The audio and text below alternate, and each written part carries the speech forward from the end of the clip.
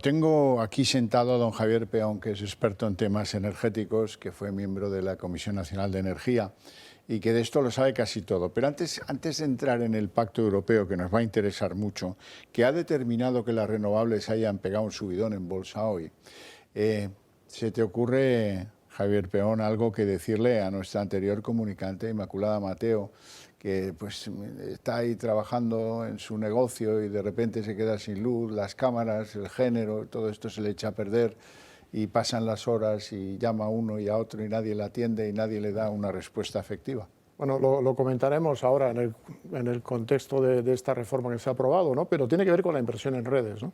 Tiene que ver con la inversión en redes. Cada vez hay más energía renovable, más autoconsumo. Es energía que entra en la red en una dirección diferente a la que normalmente transitaba la energía eléctrica, que era del gran productor hacia el consumidor, y ahora muchos consumidores inyectan energía en red. Es decir, hay que invertir en digitalizar las redes, hay que invertir mucho dinero, ¿no? y a veces pues no se puede hacer porque hay límites legales para hacer esas inversiones, ¿no? Entraremos en detalle, pero en el caso que es sangrante, que se ha comentado, incluso aquí en Madrid, donde vivo, en el barrio donde vivo, hay alguna situación similar también, ¿no? De falta de potencia y no le dan solución, puede reclamar a la consejería competente de la comunidad autónoma, al ayuntamiento y al propio regulador, ¿no? En este caso a la Comisión Nacional de Mercados y la Competencia, para que si efectivamente ese tipo de incidencias se producen con frecuencia, está demostrando que hay un problema estructural de que hay que invertir más en redes y hay que ampliar los límites actualmente legales para esa inversión en redes, ¿no? Muy bien, vamos con el Pacto Europeo, qué significa y qué no. Cuéntanos. Bueno, tiene mucho que ver con el relato, Xavier, sí, porque como siempre, realmente yo no veo una gran novedad en lo que se ha aprobado como acuerdo provisional político que tiene que confirmarse por el Pleno del Parlamento Europeo en las próximas semanas. No veo una gran novedad respecto a lo que ya se había acordado en octubre, respecto a lo que se había acordado por el propio Parlamento Europeo como propuesta en junio y la propia Comisión en marzo, que al final es una enmienda a la totalidad de la propuesta del Gobierno español que presentó en enero. Porque recordemos que la propuesta del Gobierno español en enero era intervencionista, quería establecer un precio fijo, regulado para la energía nuclear y para la energía hidroeléctrica, quería establecer también unas obligaciones de precio de manera imperativa para la nueva inversión que fuera renovable con contratos por diferencia. Es decir, había una vocación intervencionista que la propia Comisión Europea descartó inmediatamente en marzo, confirmó el Parlamento Europeo que no era el camino a seguir y ahora se viene a ratificar, ¿no? Realmente, ¿qué ha ocurrido en las bolsas? Que veo las noticias de que ha aumentado. Bueno, la Reserva Federal de Estados Unidos ha anunciado recortes de tipos, bueno, y todas las inversiones en renovables tienen mucho que ver con esa inversión intensiva en capital. Segundo, es cierto que en la COP28, por ejemplo, se ha llegado a un acuerdo interesante que también se podría comentar de triplicar la inversión en renovables y duplicar la inversión en eficiencia energética. Pero la verdad es que de los objetivos grandilocuentes a las políticas y medidas concretas para alcanzarlos hay un gran trecho. O sea, de las musas al teatro hay un gran trecho y desde luego si la inversión en renovables que va a hacer falta a nivel global y a nivel europeo es muy importante, y en España también lo es, tenemos que triplicar la potencia instalada actualmente de aquí al 2030, lo que es fundamental es que haya medidas eficaces para atraer esa inversión. Y parece que aquí en España no estamos haciendo bien los deberes, ¿no? Efectos para el consumidor de todas estas grandes movidas políticas. Bueno, efectos para el consumidor. Sabes, yo he venido aquí bastantes veces a defender el modelo de energías renovables, al margen de que el cambio climático se deba al efecto antropogénico o no. Yo me inclino por la mayoría de las opiniones científicas que así lo parecen acreditar, pero es que realmente desde el punto de vista energético, la transición energética nos viene muy bien a España. Tenemos muchos recursos renovables, podemos aprovechar el sol, el viento que tenemos, la biomasa, el biogás, que se está aprovechando muy poco, y eso nos favorece en cuanto a la rebaja de la factura final de la luz y del gas incluso. Lo que ocurre es que para poder aprovechar ese potencial hay que desarrollar las políticas adecuadas. ¿Qué está ocurriendo ahora?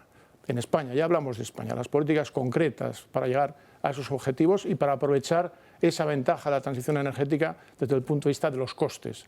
Pues lo que está ocurriendo en España es que estamos primero desplegando las energías renovables de una manera muy desequilibrada. Es decir, se ha avanzado mucho en las horas solares y muy poco en el resto. Consecuencia, que estamos llegando a un punto en donde hay vertidos, es decir, se produce energía renovable, solar en este caso, que no hay dónde colocarla y se pierde. Eso encarece el coste de la inversión que se ha hecho en esas plantas y además tiende a cero los precios en el mercado mayorista, es decir, se produce un riesgo de canibalización, de manera que ¿quién va a invertir en una instalación cuyo producto va a producir precios cero en muchas horas del año? Pues eso es difícil de comprender. Segundo, se está generando una incertidumbre regulatoria preocupante en España, ¿no? Y eso no atrae a la inversión. Ejemplo de esto es las últimas subastas de energías renovables aquí en España, que fueron en octubre y en noviembre del año pasado, llegaron a colocar poco más del 5% de lo que sacaba subasta. Fracaso absoluto. Tercero, hace falta avanzar en las redes, lo comentábamos antes. En este momento, para llegar a los objetivos del 2030, los nuevos objetivos de la revisión del PNIEC, del Plan Integrado de Energía y Clima de España, se aprobó en el 2020 una versión, ya la estamos reformando en el 2023, con esa nueva revisión, que hay que triplicar las energías renovables, habría que duplicar la inversión en redes respecto a lo que hemos venido haciendo en estos años. Hay que cambiar los límites legales actuales. Pero es que la Agencia Internacional de la Energía calcula que por cada... ese duplicar la inversión en redes supondría que se invierten 0,45 euros en redes por cada euro que se invierte en renovables. Bien, pues la Agencia Internacional de la Energía dice que eso es insuficiente, que habría que llegar a 0,7 euros en redes por cada euro renovable. Entonces hay que triplicar la inversión en redes, modificando los límites legales actuales. Y cuarto, para conseguir implementar toda esa enorme cantidad de energías renovables, hace falta que los trámites se cumplan a tiempo. Es decir, hay que invertir en recursos materiales y digitales e informáticos en las comunidades autónomas, en el Gobierno nacional, para que toda esa ingente cantidad de proyectos puedan ser realidad porque se les da los permisos a tiempo. Y en este momento se ha optado por la vía fácil, conseguir acelerar en teoría esos permisos con merma de las garantías de los ciudadanos, de los administrados y especialmente de las garantías ambientales. Consecuencia negativa, que se está haciendo mucho daño a la reputación de las energías renovables, porque están saliendo todos los días noticias de, digamos, situaciones fraudulentas en parques eólicos, fotovoltaicos, que no son probablemente lo que está ocurriendo en la generalidad de los proyectos, pero que sí causa un gran daño a esa imagen que debe ser positiva, porque es buena para nuestro país, de que podamos instalar el mayor número de renovables posibles, ¿no? Sí, pero déjeme pasar del teatro a las musas. Ahora voy al revés.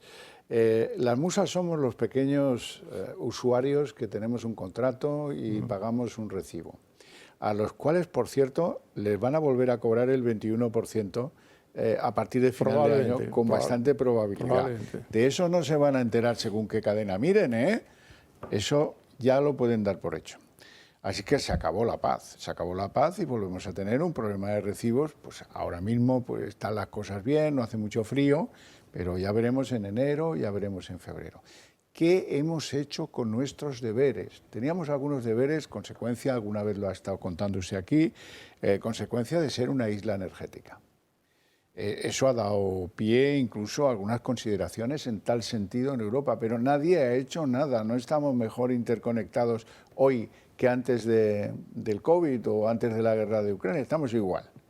En segundo lugar, hay hasta duplicidad de impuestos sobre los recibos de los contribuyentes, lo cual me parece un insulto bastante morrocotudo. Ahora no lo notamos porque pagamos poco de impuestos, pero se volverá a hablar de eso. Y luego estamos pagando la energía exageradamente cara con respecto a algunos países europeos, no solo a los que tienen energía nuclear. Italia tampoco tiene energía nuclear. Y yo he podido comprobar recibos de usuarios italianos más o menos comparables con el mío mismo y son bastante más baratos. Claro, ese es el problema, porque al final las malas políticas se pagan, aunque no tengan grandes recursos y potencialmente una gran oportunidad, si aplican malas políticas, pues al final la factura se encarece. Aquí se predica mucho, musa, grandes objetivos, pero a la hora de bajar al teatro, a las medidas concretas, se hace terriblemente mal. ¿Qué ha ocurrido, por ejemplo? Ahora en la COP se han aprobado una serie de medidas de rebajar el uso de los combustibles fósiles, se habla incluso de una transición ordenada para su abandono en el medio y largo plazo. ¿Y aquí qué ha ocurrido en el 2022?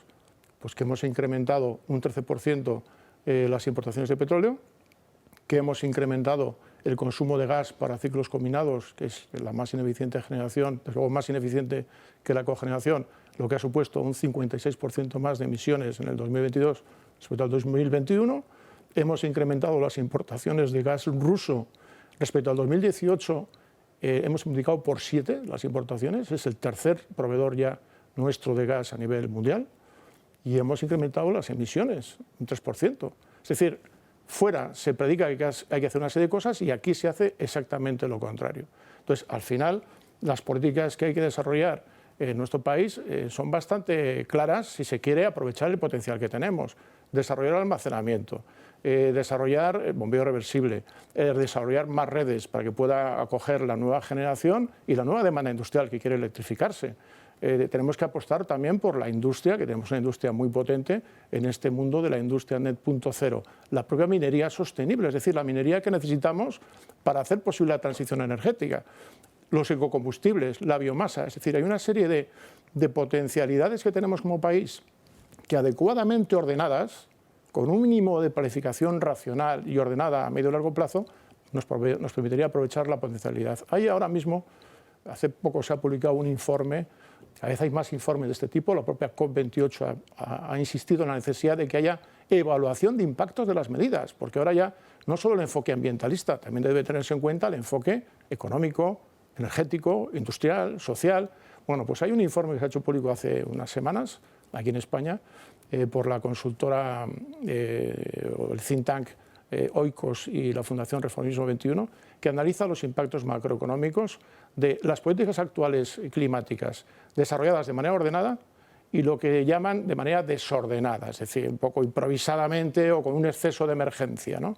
Bueno, pues hasta el 2027, en el caso de España concretamente, desarrollar las políticas climáticas actuales de forma ordenada supondría una pérdida sobre el PIB proyectado a ese 2027, una pérdida de 1,5 puntos, y si se hace de manera desordenada sería una pérdida del 3,6 puntos, más de 2 puntos.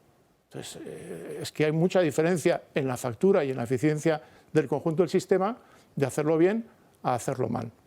Superávit, hablamos de los peajes y de los cargos, pero ¿cómo es posible que en un año que hubo una emergencia energética, unas facturas que nadie podía llegar a fin de mes pagando esas facturas de electricidad y gas, y en el sistema eléctrico español se produce un superávit de 6.000 millones de euros? O sea, un exceso de recaudación de 6.000 millones de euros, que en el 2023 se va a volver a producir, se habla de más de 2.000 millones de euros. Bueno, eso no tiene sentido, eso hay que rebajarlo de la factura de los consumidores, claro. Y trasladarlo a que no haya superávit, o incluso algunos cargos trasladarlos a los presupuestos generales del Estado, como es el déficit de tarifa, que es un déficit histórico que viene de la época de Zapatero, 30.000 millones de euros, o el propio sobrecoste de las extrapeninsulares, que no tiene por qué pagarlo el resto de los consumidores, que puede ser perfectamente asumido, son 700 millones de euros por los presupuestos generales del Estado. Es decir, hay mucho margen de eficiencia para que ese potencial que tenemos en España por nuestros grandes recursos renovables